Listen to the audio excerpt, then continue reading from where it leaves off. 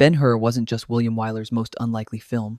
It was a $15 million existential wager made by a studio that had calculated, correctly, that it would cease to exist without it, a production that killed its producer, rewrote the rules of every craft it touched, and smuggled one of Hollywood's most radical subtexts past the censors and directly into the most celebrated mainstream film of its era. We are digging into the wreckage of Ben-Hur with 14 secrets the studio tried to bury, secrets locked inside Writers Guild arbitration filings, out-of-print stunt memoirs, production correspondence held at the Margaret Herrick Library, and the bitter, decades-long public war between writers who were never adequately paid for what they built. By 1957, Metro-Goldwyn-Mayer was not struggling. It was dying. The consent decree of 1948, which had forced studios to divest their theater chains and eliminated the vertical integration that had sustained Hollywood's golden era, had removed the financial floor from beneath every major studio simultaneously. Television had done the rest. Metro-Goldwyn-Mayer's losses were accelerating in ways that no ordinary production slate could arrest. Studio head Joseph Vogel, surveying the wreckage of his company's balance sheet, arrived at a calculation that was either visionary or desperate depending on your tolerance for risk. That a single film, made at a scale so enormous it could not be ignored, might generate enough theatrical revenue and ancillary income to stabilize the studio for years. The film he chose was Ben-Hur. The budget was announced at $7 million. It reached $10 million before a frame was shot. By the time principal photography concluded, it had consumed $15,175,000, making it, by a significant margin, the most expensive film ever produced in Hollywood, at a cost that exceeded the amount Metro-Goldwyn-Mayer had just received when it sold its entire camera department to Panavision. The studio had wagered more than its net worth on a single biblical epic, directed by a man who had never made a spectacle film and who, when first approached, thought the offer was a joke. But the real problem was that finding that director had already taken 6 years and destroyed the credibility of everyone who had tried before him. The screenplay of Ben-Hur arrived at its release carrying the sole credit of Carl Thunberg, a writer who had delivered the first complete draft in 1953 and spent much of the subsequent 5 years watching it be dismantled by more celebrated professionals, none of whom would share his screen credit despite their substantial contributions. Wyler found Thunberg's draft primitive and humorless. Producer Sam Zimbalist brought in S.N. Behrman, who had written Quo Vadis and understood the Roman epic's peculiar grammatical requirements. Then Maxwell Anderson, one of America's most respected playwrights, was commissioned and fell ill before completing his version. Gore Vidal arrived in Rome in April 1958 at Metro-Goldwyn-Mayer's request, rewrote nearly all the dialogue in the film's first half in 60 days, and was never credited. Christopher Fry, the British poet-playwright whom Wyler considered his finest collaborator and Charlton Heston later identified as the man most responsible for the script's final quality, spent 8 months on the set, 6 days a week, rewriting and refining every scene, and was never credited either. The Writers Guild Arbitration Committee, ruling in October 1959, awarded sole credit to Thunberg on the grounds that he had provided the principal structure from which all subsequent work derived. Wyler appealed the ruling directly and publicly. Heston, in a 1996 letter to the Los Angeles Times, described his feelings about the outcome in terms that the Writers Guild found so inflammatory they communicated official displeasure. Vidal, in his characteristically unhurried way, responded to Heston's letter with 1,200 words that constituted one of the more elegant, public evisceration of a man's credibility in the history of Hollywood correspondence. The Academy, presented with a screenplay whose actual authorship remained a matter of active litigation between its principal contributors, declined to give Ben-Hur the Oscar for Best Adapted Screenplay. It won 11 others. It lost only the one category where acknowledging the truth would have required choosing between men who were still publicly calling each other liars. This is exactly why the scene that became the film's most discussed creative decision was also the one that nobody who made it could agree, decades later, on who had actually authorized. Gore Vidal's most significant contribution to Ben-Hur was not structural. It was a decision he made about why Messala hates Judah, a motivation that Thunberg's original script had left frustratingly thin, rooted in little more than political disagreement and imperial ambition. Vidal arrived at a solution that was for 1958 almost incomprehensibly audacious. Messala and Judah had been lovers in their youth. Messala returns to Jerusalem having never stopped loving Judah. His betrayal is the violence of a man whose love has been rejected, whose vulnerability has been refused. The falling out between them, as Vidal staged it in his rewrite, and as he subsequently described to both Wyler and Stephen Boyd, was a lover's quarrel, Judah's refusal to collaborate with Rome experienced by Messala as personal abandonment rather than political disagreement. Wyler listened to Vidal's argument, considered it, and agreed it should be played. He communicated the subtext to Boyd, who found it not merely plausible but liberating. It gave him a specific emotional engine for every scene with Heston that general villainy could not have supplied. Then Wyler said, with the directness of a man who had spent 30 years managing large talent, "Don't tell Chuck, he'll fall apart." Heston was never informed. He spent 9 months of filming the most intimate professional relationship of his career without knowing that his scene partner was playing it as a love story. When Vidal in 1995 discussed this in documentary interviews and published accounts, Heston's response was that it irritates the hell out of me. What precisely irritated him, the deception or the implication, he declined to specify with equal clarity. But the real problem was that the subtext Vidal had introduced, and which Boyd was performing with Heston's unwitting cooperation, had produced the film's most compelling dramatic energy, and the Production Code Administration had entirely missed it. William Wyler's first response to Sam Zimbalist's offer to direct Ben-Hur was to assume it was a jest. Wyler was known for intimate, character-driven pictures, Wuthering Heights, The Best Years of Our Lives, Roman Holiday, and the spectacle epic was, in his own words, something more suited to the bombastic Cecil B.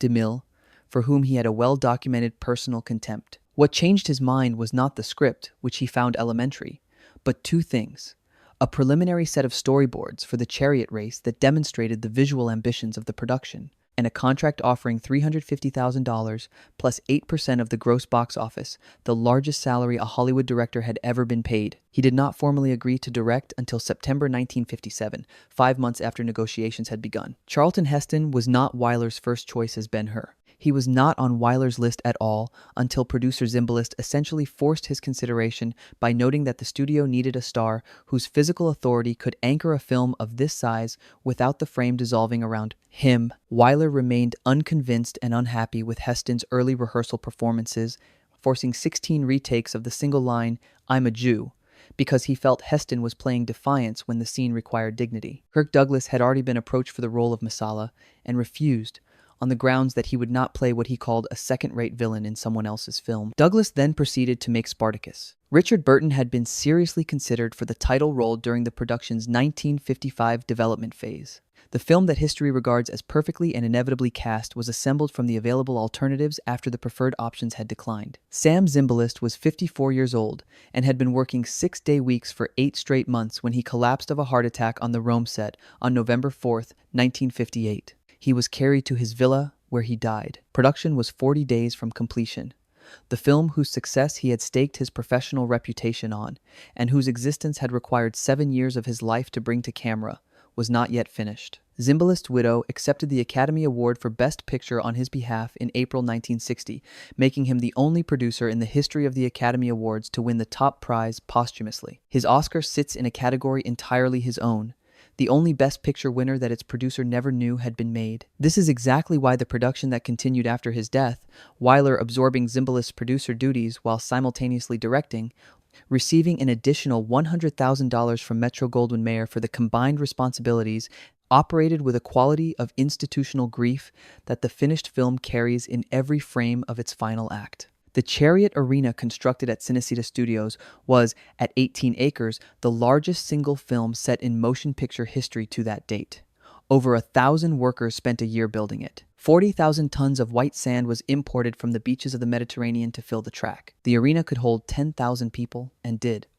Extras were hired from the economically devastated population of the surrounding region, for whom the production represented a significant source of income during a period of genuine hardship. When the shooting schedule wound down and only 1,500 extras were needed on any given day rather than 7,000, more than 3,000 people who had traveled to the set seeking work were turned away on a single morning. They rioted, throwing stones, assaulting the gates, requiring police intervention to disperse. The film that celebrates the dignity and resilience of enslaved people was made partly on the labor of an economically desperate population whose relationship to the production's prosperity was not meaningfully different from the labor arrangements the script condemned.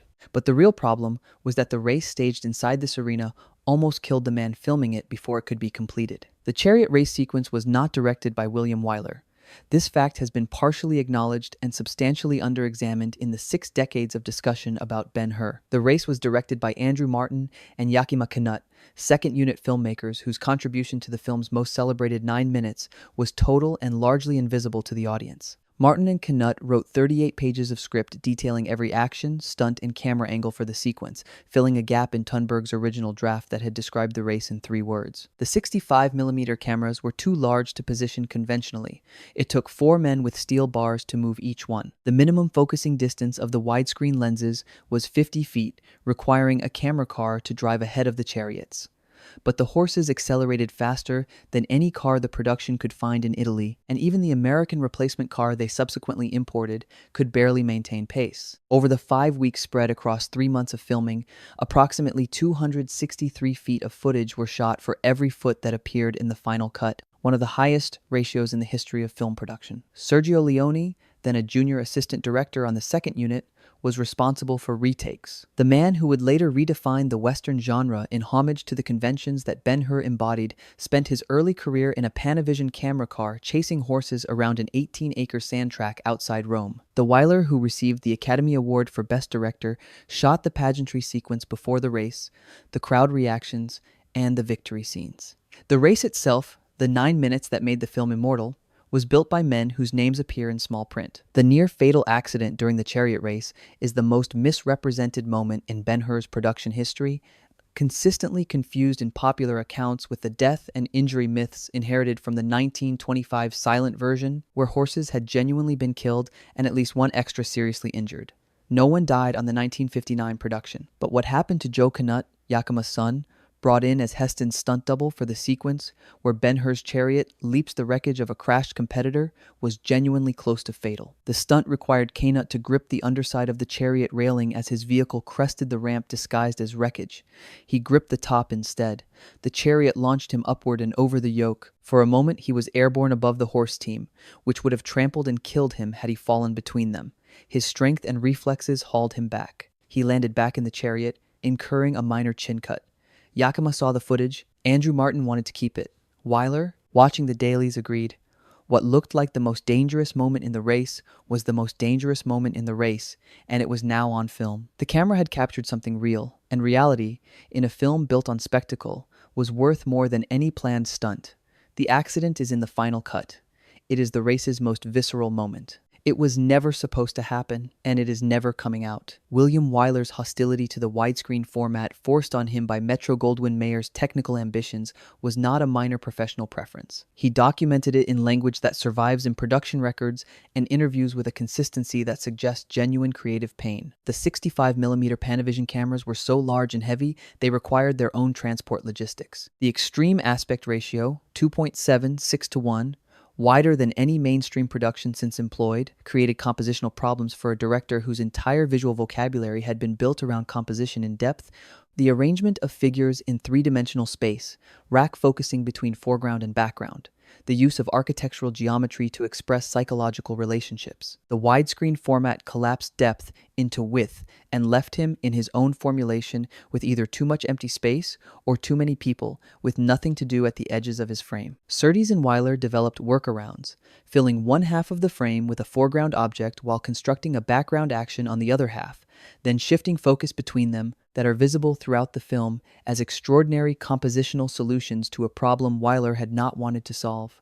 The Oscar for Best Cinematography went to Surtees. The inventiveness that earned it was a collaboration produced under duress. Wyler never shot in widescreen again. Miklos Rozsa composed 110 minutes of original music for Ben-Hur, the longest film score ever written to that date, recorded by a 100-piece Metro-Goldwyn-Mayer symphony orchestra across 12 sessions, totaling 70 hours of recording time. Rozsa had been researching Roman and Jewish musical scales and instruments for months before a note was written, and his leitmotif architecture, specific themes assigned to each character relationship, developed and varied across the film's 3.5-hour running time, represented an approach to film scoring whose sophistication would not be matched until John Williams' work in the mid-1970s. The score's influence on the subsequent 15 years of Hollywood epic music was total. You can hear Rossa's brass writing in every Italian peplum, every biblical epic, Every sword and sandal production that followed Ben-Hur through the decade, often produced by composers who had studied the Ben-Hur recordings with the intensity of students. Ross's career before Ben-Hur had included Double Indemnity, Spellbound, and Ben-Hur's direct predecessor Quo Vadis. His career after it never quite produced another score of equivalent scale. The work that remains his acknowledged masterpiece was completed in conditions of extraordinary pressure for a film whose producer had died before it was finished, in a recording studio that had to be extended in sessions to accommodate the sheer volume of music he had written. Jesus Christ appears in Ben-Hur 4 times. In the Nativity prologue, offering water to the chained, Ben-Hur being marched to the galleys, at the Sermon on the Mount, and at the crucifixion. His face is never shown. Wyler's decision was not primarily religious reverence, though reverence was its public justification. He understood that any actor cast as Christ, any specific face presented to an audience as the face of Jesus, would either confirm or disappoint 2,000 years of individual imagination, and that no casting decision could survive that comparison intact. The solution was formal. Christ is present as a compositional force, his influence expressed through the reactions of the actors around him rather than through any direct representation. The man who played the role, Claude Heder, an American operatic tenor discovered performing in Rome, whose face the production kept off camera, received no screen credit. His name does not appear in the film. He is perhaps the only significant casting decision in Hollywood history where the deliberate erasure of the actor's identity from the record was itself the performance's most important element. But the real problem was that this decision, to present the divine through the reactions of the human, was the most sophisticated directorial choice in a film that also employed 8,000 soldiers for a battle sequence, and it cost nothing and required no logistics whatsoever. The horses assigned to Messala's chariot were naturally brown. The production dyed them black for visual contrast against Ben-Hur's white team, a decision that worked perfectly during pre-race preparation sequences and began to fail the moment the horses ran at full speed, the exertion and sweat dissolving the dye progressively across the race's duration. In early laps, Messala's horses are jet black. In close-up shots from later laps, they are visibly brown. No one caught it in dailies. No one fixed it. The most expensive single sequence in the most expensive film in Hollywood history contains a continuity error that is visible to any attentive viewer and that has been in every print since 1959. The dye wore off. It stayed off. It is still off. Variety, reviewing the film at its November 1959 premiere, called it one of the greatest spectacles ever filmed, while noting that the personal drama sometimes struggles to match the grandeur of its surroundings. This was the critical consensus. Respect, so enormous, it functioned as a form of condescension, an acknowledgement of achievement that stopped just short of intellectual engagement. The film's ambitions were treated as engineering rather than art. Its moral and political sophistication, the homoerotic subtext that Vidal had built into the structure, the anti-imperialist argument threaded through every confrontation between Roman authority and Jewish dignity, the suggestion that institutional power requires personal betrayal to sustain itself received almost no serious critical attention in 1959. The spectacle was so enormous that it occluded everything behind it. But the algorithm of history has vindicated Ben-Hur as something considerably more complicated than the pious roadshow epic its contemporary reception constructed. The Vidal subtext, which was dismissed for decades as a self-aggrandizing claim by a writer famous for self-aggrandizement, has been verified through Boyd's own statements and through a close formal analysis of his performance that makes the homoerotic reading not merely plausible but structurally necessary to explain the emotional register of every scene he appears in. The film's anti-imperial argument, which in 1959 was received as a safely historical story about Rome, has been re-examined in the context of 1950s American foreign policy and the production's own anxieties about power, compliance, and the moral cost of collaboration. A film that won 11 Academy Awards has turned out, on closer examination, to contain a radical subtext about sexuality, institutional power, and the nature of betrayal that its censors missed entirely and its audiences absorbed without knowing it. The Race That Nobody Knows was directed by someone other than the man who accepted the Oscar for it. The score that influenced 15 years of cinema was written by a man who received adequate professional credit and inadequate cultural recognition. The screenplay that won no award was written by at least 5 people, 2 of whom spent decades at war with each other over who deserved the credit that went to a third. The film is not what it appeared to be in 1959. It is larger, stranger, and more intellectually serious than the institution that produced it intended, which is perhaps the most reliable definition of a masterpiece available. Ben-Hur broke the production code's surveillance apparatus not through confrontation, as Preminger had done with The Man with the Golden Arm, but through sophistication. Vidal built a homosexual love story into the foundation of the film and told the lead actor nothing about it. The censors saw what the script said, they did not see what the performance meant. So here is the question the film embeds in its structure like a subtext that has been waiting 65 years to be asked directly. How many of the stories that powerful institutions have approved and celebrated contain arguments those institutions would have suppressed if they had understood what they were approving? And if the answer is, as the evidence of Ben-Hur suggests, that the greatest acts of cultural subversion are the ones performed in plain sight, what does that tell us about where the next ones are hiding? Leave that in the comments. The argument is the point. If this investigation changed how you see Ben-Hur, leave a like, because there are 1,000 films with buried secrets that deserve the same forensic attention, and the algorithm needs to know this kind of digging matters.